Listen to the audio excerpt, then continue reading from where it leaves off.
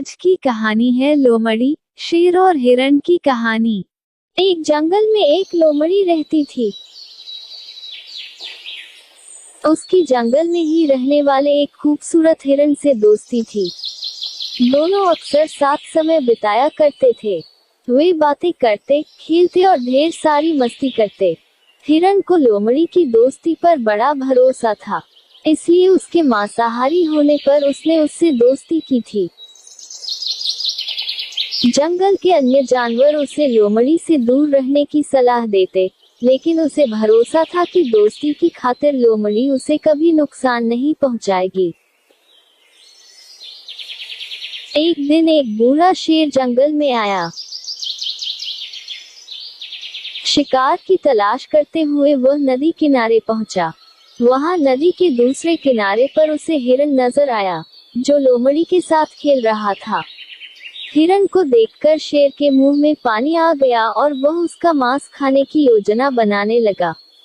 लेकिन अब उसमें पहले जैसी फुर्ती नहीं रह गई थी कि हिरण को भागकर पकड़ ले। उसने बहुत सोच विचार किया और अंततः लोमड़ी को अपने साथ मिलाने का इरादा कर लिया। अगले दिन उसने लोमड़ी को अपने पास बुलाया और उससे कहा, लोमड़ी, क्या तुम मेरी सहायक बनोगी? तुम्हारा काम होगा जंगल के जानवरों को फुसलाकर मेरे पास लाना। पास आते ही मैं उनका शिकार कर लूंगा और हम दोनों आधा आधा मांस बांट लेंगे। लोमड़ी ने शेर का प्रस्ताव स्वीकार कर लिया। अगले दिन से उसे काम शुरू करना था। रात भर वह सोचती रही कि सबसे पहले किस जानवर को फुसलाकर शेर के पास ले जाऊं। किसी भी जानवर को फुसलाना आसान नहीं था। वैसे भी जंगल के जानवर उसे धूर्त समझते थे।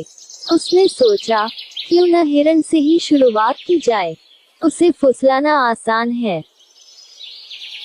अगले दिन वह हिरण के पास गई और उसे फुसलाकर शेर की गुफा में ले आई।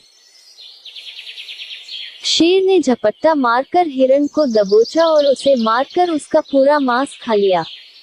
लोमड़ी खड़ी देखती रह गई।